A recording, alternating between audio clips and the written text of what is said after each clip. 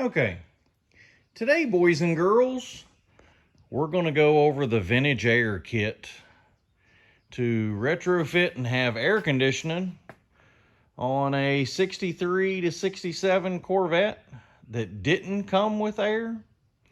And the easy way you can tell on the dashes that they didn't come with air is they don't have two holes up here.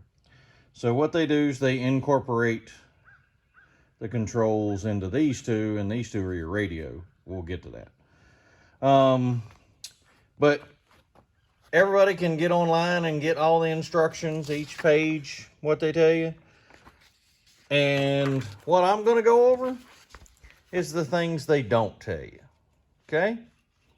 So, of course, it says if you have an OEM knob, yada, yada, drill it out, yada, yada, whatever. You know, put the little clip inside.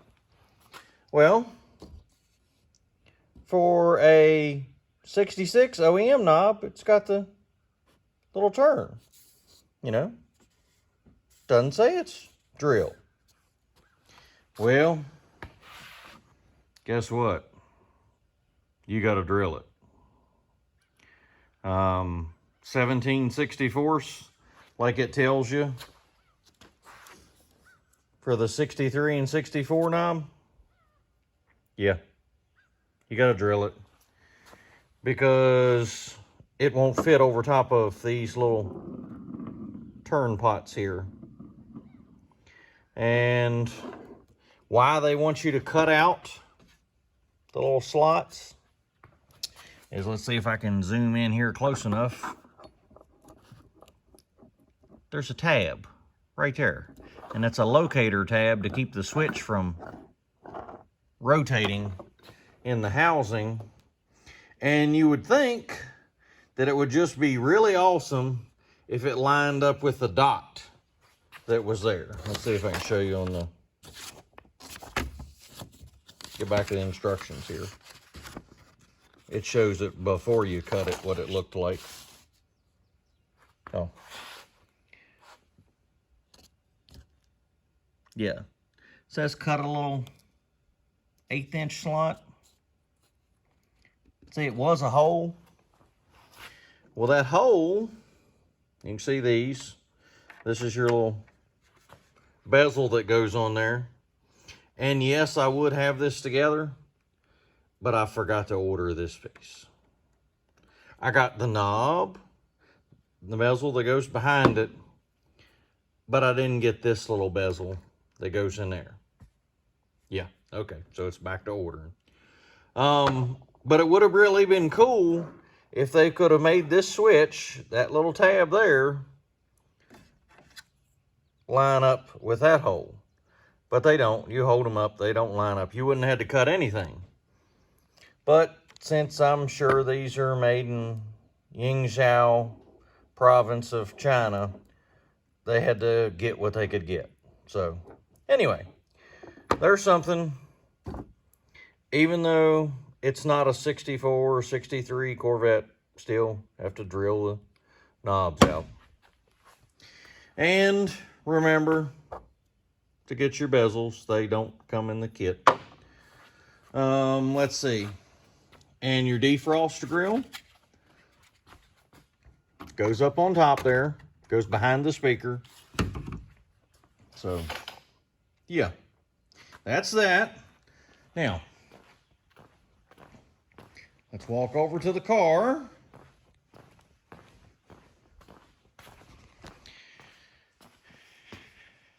And let's get to these instructions. Okay, these instructions show you putting the whole unit in under the dash at one time. Now, I want to tell you from several hours of doing this, that unit ain't going in under that bar with that blower motor attached and the hoses already on it. I'm just here to tell you, I don't know where they got theirs in, but there was no way that was going in there with the hoses already on it. The instructions say to put it in there with hoses already on it. That just wasn't happening. So what I did, oh, I see a screw I gotta tighten up. I took the blower motor off. And when I took the blower motor off, that gave me access to all those hoses, and it helped it fit in there because that's probably 8 inches of blower motor not in the way. Because as you can see, it fills that entire cavity. Every bit of that is filled up. And all your hoses come out of that kick panel there. That used to be a vent. Before on the car, when it didn't have AC, that was a kick panel vent that was on a cable that went over to the driver's side, and you pulled and opened that vent. But now all your hoses run through there. And so that's just a helpful tip, that take that blower motor off the back. Make your life a lot easier, because you have to connect the 2 air conditioning hoses. There's a number 10 hose and a number 6 back there. You can see the little brass piece right in the back, right back there. That's your number 6 hose, and then your number 10 hose gets wrapped with this stuff. So, yeah, save yourself some. I probably should have filmed all this, but I would have said so many cuss words that I'd have had to bleep and edit the entire video, and it would have just been silent for the number of cuss words I said putting this in. So take it from me, take the blower motor off, save yourself some headache. And then all I did was the screws on the back. You're probably asking, how did I tighten those up? You can take a short screwdriver and reach back there. And I didn't take them all the way out.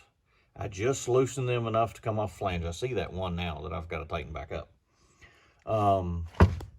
But the ones in the back, you know, just leave them loose, slide them under the flange. But yeah, so that's in. Now, let's move out to the front. Okay, since I have an LS, they send me a universal hose kit, which I'm glad, because if you see, you know, I need a hose from here to there. Well, I'm glad I bought the universal hose, because that's how much they sent me of number 8 hose, which is cool, because I'll cut that off and use it another time. Another time I need some number 8 hose. So, but I didn't have the right angle fittings. So I'm gonna get me some. And this, look, if you look under here, there's the number 6 line coming from up here. Oh, there's the dryer, yes. That's how that mounts, but I need to show you the dryer. Let's see if I can get the camera. Can I get it down in there? Can I get it? Let's see. Maybe. Maybe.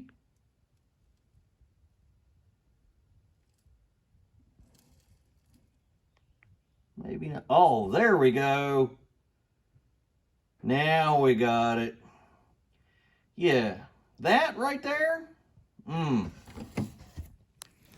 that was a good time. I'll walk you over here. You're supposed to put the pressure switch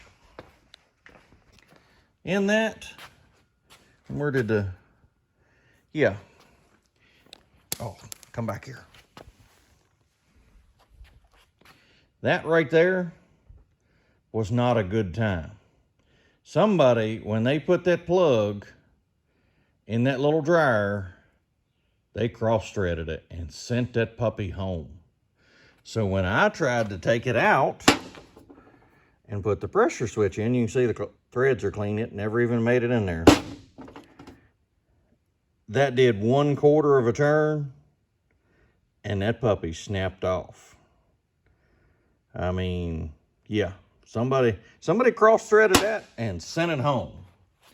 Now, I know it's no use even calling vintage air because they're not going to believe that. But anyway, that's neither here nor there.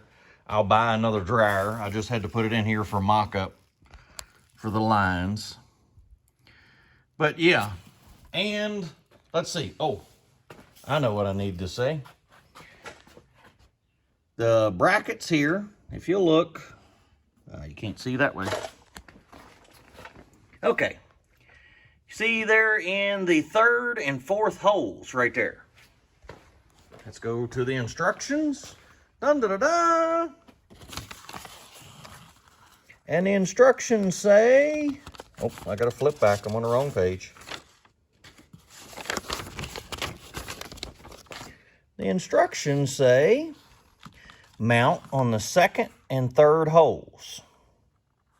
Well, if you mount on the second and third holes, even the picture shows it second and third. But if you mount it on the second and third holes, there's no way to get the bolt to line up. Ain't happening. So, had to go to the third and fourth, which I don't even know if you can see it this way.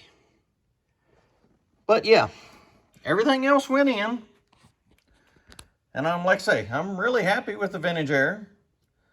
We'll get us some hose fittings. I got to get a number 6 to catch there. I got to crimp this one, but I think I'm going to get a silver fitting. I don't want the gold anodized. I think for what I want a silver one. So I'm not going to crimp that yet.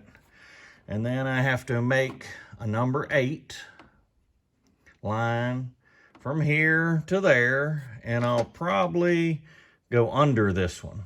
Bend down, come under, catch back to that. And if y'all have never seen the crimping tool, let's go check that out. And y'all can see the pile of parts for the Corvette in the floor are getting smaller. We're getting more and more. Let's shed some light on the subject here. Okay. So this is an AC crimper. You put this thing in a vise and you put in the appropriate die. This one's the number 6. So we'll pop it in there. They're magnetic. They stick in there, and here you go. Clamp it over. Put the pin in. And then, of course, you just tighten it down, and it smashes the jaws, squeezes the hose. You open the die back up,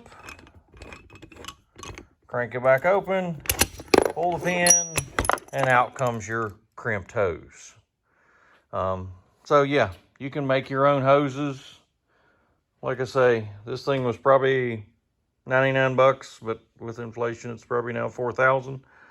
So, yeah, it's probably cheaper than taking it to somebody. If you're doing a bunch of these, if you're doing it one time, just take it to a shop and get your AC line crimped. But if you're going to do this several times like I do, get the tool.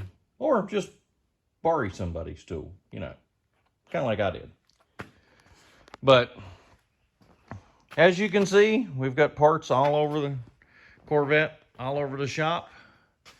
It's getting closer and time's creeping up on us, so we better get on a hurry. But I wanted to take the time, show everybody the AC kit and show you the stuff that wasn't in the instructions. So, but we end today's video, how we end all our videos. Thank you, Lord. Thank you for today.